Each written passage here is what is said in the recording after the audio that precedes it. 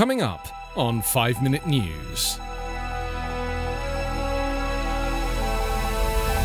US CDC recommends vaccinated Americans wear masks indoors. Police recount mayhem and attempted coup in US Capitol riot. And Biden mileage rule to exceed Obama climate goal. It's Wednesday, July 28. I'm Anthony Davis.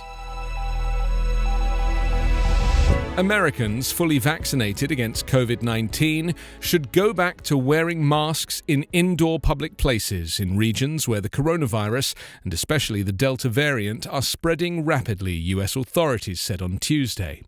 The US Centers for Disease Control and Prevention also recommended all students and teachers at kindergarten through 12th grade wear masks regardless of vaccination status. The CDC said children should return to full-time in-person learning in the fall with proper prevention strategies. The changes mark a reversal of the CDC's announcement in May that prompted millions of vaccinated Americans to shed their face coverings. The United States leads the world in the daily average number of new infections, accounting for 1 in every 9 cases reported worldwide each day.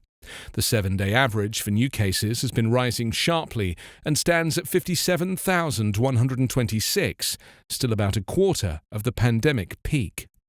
The CDC said that 63% of US counties had high transmission rates that warranted mask wearing. The Delta variant is highly transmissible. In May, the agency advised that fully vaccinated people do not need to wear masks outdoors and can avoid wearing them indoors in most places. Guidance, the agency said, would allow life to begin to return to normal. The new CDC recommendations are not binding, and many Americans, especially in Republican-leaning states, may choose not to follow them. At least 8 states bar schools from requiring masks. Masks became a political issue in the United States under former President Donald Trump, who resisted mandating face coverings. President Joe Biden has embraced masks and mandated them for transit hubs days after taking office. 4 police officers on Tuesday told lawmakers they were beaten, taunted with racial insults, heard threats including "kill him with his own gun," and thought they might die as they struggled to defend the US Capitol on January 6 against a mob of then-President Donald Trump's supporters. Often tearful, sometimes profane, the officers called the rioters terrorists engaged in an attempted coup during a 3.5-hour congressional hearing, in which they also criticized Republican lawmakers who've sought to downplay the attack. "I feel like I went to hell and back to protect the people in this room," said District of Columbia police officer Michael Fanone, referring to lawmakers. "The indifference shown to my colleagues is disgraceful," he added, slamming his hand onto the witness table. It was a dramatic first hearing for a Democratic-led House of Representatives committee formed despite opposition by Trump's fellow Republicans to investigate the worst violence at the Capitol since the British invasion in the War of 1812. The officers urged lawmakers to determine what happened, including whether Trump or others helped instigate it. Committee Chairman Benny Thompson and Republican panel member Liz Cheney warned against whitewashing a riot in which more than 535 people now face criminal charges, even as Trump allies portray the panel as politically motivated. Cheney, stripped of her House Republican leadership post after denouncing Trump's election lies, said she hopes the nation does not become so blinded by partisanship that we throw away the miracle of American democracy.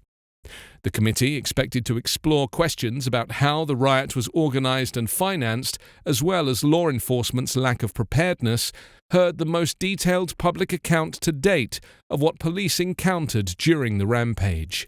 More than 100 officers were injured by the hundreds of rioters. In a major step against climate change, President Joe Biden is proposing a return to aggressive Obama-era vehicle mileage standards over 5 years.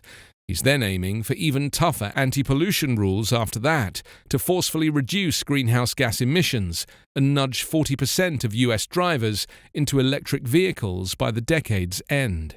The proposed rules from the Environmental Protection Agency and Department of Transportation are expected to be released as early as next week, according to 4 industry and government officials who've been briefed on the plan. They spoke on the condition of anonymity because the standards haven't been finalized.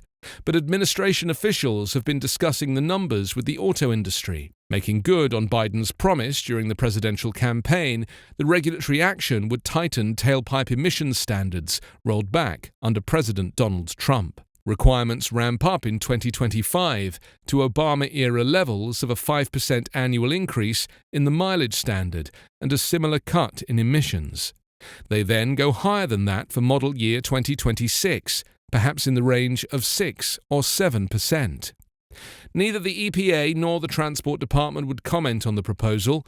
The new standards go part-way in meeting the demand from environmental groups, several of which were pushing for a quick return to at least the Obama-era standards to counteract the Trump rollbacks.